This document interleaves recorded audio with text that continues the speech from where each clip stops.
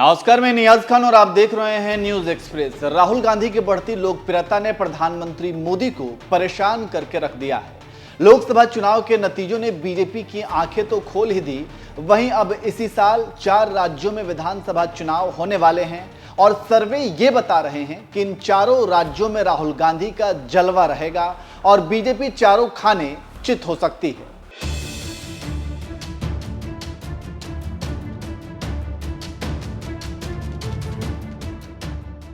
लोकसभा चुनाव से पहले राहुल गांधी ने जो देश भर में यात्राएं की, लोगों से मिले, लोगों का दर्द बांटा, उनके मन की बात सुनी, पीड़ितों को गले लगाया, इन तमाम चीजों ने लोगों के दिलों में राहुल गांधी के लिए जगह बना दी। हालांकि राहुल गांधी ने जब भारत जोड़ो यात्रा, भारत जोड़ो न्याय यात्रा जैसे आंदोलन को शुरू किया, तब यही उनके विरोधी उनका मजाक उड़ाया करते थे।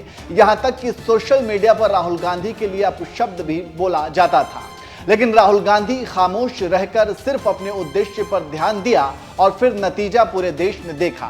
जो बीजेपी 400 पार का नारा दे रही थी, जिस बीजेपी को यह गुमान था कि अब की बार 400 पार से उन्हें कोई नहीं रोक सकता, उस बीजेपी का गुमान टूट गया और महज 240 सीट पर ही सिमट कर रह गई। नतीजा यह हुआ कि सरकार बनाने के लिए उन्हें बैसाखी का सहारा लेना पड़ा और वो दोनों ही बैसाखी नीतीश कुमार और चंद्रबाबू नायडू बने। खैर, फिर से जैसे तैसे एनडीए की सरकार तो बन गई। उसके बाद 18वीं लोकसभा के पहले सत्र में राष्ट्रपति के अभिभाषण पर नेता प्रतिपक्ष राहुल गांधी के भाषण को सबने सुना। राहुल गांधी ने 1 घंटे के अपने भाषण में केंद्र सरकार की ईंट से ईंट बजा कर रख दी। अग्निवीर, बेरोजगारी, महंगाई, पेपर लीक जैसे तमाम जमीनी मुद्दों पर सदन के अंदर दमदार भाषण दिया। नतीजा ये रहा कि राहुल गांधी को प्रधानमंत्री मोदी से भी ज्यादा सुना गया, देखा गया और उन्हें पसंद किया गया। तो वहीं उनकी बढ़ती लोकप्रियता ने बीजेपी को परेशान करके रख दिया। अब राहुल गांधी सदन के अंदर नेता प्रतिपक्ष हैं और केंद्र की एनडीए सरकार के पसीने छुड़ाते रहते हैं। वहीं इस साल 4 राज्यों में विधानसभा चुनाव भी होने वाले हैं। ये चारों राज्य झारखंड, महाराष्ट्र, जम्मू कश्मीर और हरियाणा हैं। इन चारों राज्यों के सर्वे बता रहे हैं कि इन चारों राज्यों में बीजेपी की हालत खराब है और राहुल गांधी का जलवा बरकरार है।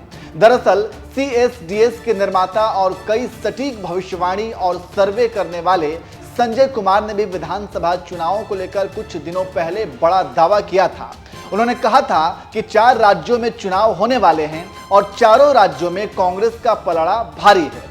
हरियाणा और महाराष्ट्र की बात करें तो वहीं के लोकल मुद्दे इस बार हावी हैं और यहां इंडिया गठबंधन आगे निकलता दिख रहा है। खासकर महाराष्ट्र की बात करें तो महाराष्ट्र में सत्ता पाने के लिए किस तरह का राजनीतिक खेल खेला गया, ये सब ने देखा, किसी से छिपा हुआ नहीं है।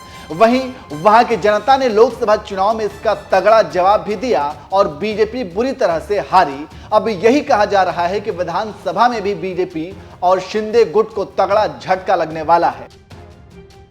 इसी तरह झारखंड की बात की जाए तो आपको पता है कि हेमंत सोरेन को किस तरह से गिरफ्तार किया गया, लेकिन बाद में सोरेन जेल से बाहर भी आ गए और अब झारखंड की जनता सोरेन के साथ है। अब सोरेन के साथ सिंपैथी जुड़ गया है। इसी तरह जम्मू कश्मीर में केंद्र सरकार के खिलाफ गुस्सा है। वहीं राहुल गांधी लगातार इन सभी राज्यों में दौरा कर रहे हैं। उन्होंने भारत जोड़ो यात्रा की शुरुआत की थी तो पूरे देश में वो पैदल घूमे, लोगों से मिले, जिसके बाद राहुल गांधी के प्रति लोगों का विश्वास बढ़ा और राहुल गांधी के अंदर एक जननायक वाली छवि लोगों को दिखने लगी। राजनीतिक विश्लेषक भी कह रहे हैं कि आगामी सभी विधानसभा चुनाव में बीजेपी की हालत पतली है और बीजेपी बुरी तरह से हारने वाली है। खैर, अब जो भी हो ये तो समय बताएगा, लेकिन तमाम सर्वे और राजनीतिक विश्लेषकों के विश्लेषण ने बीजेपी की नींद उड़ाई हुई है। अब देखना होगा आगे क्या होता है। वैसे आपको क्या लगता है, इसी साल 4 राज्यों में होने वाले चुनाव में किसका पलड़ा भारी रहने वाला है? कमेंट करके जरूर बताएं।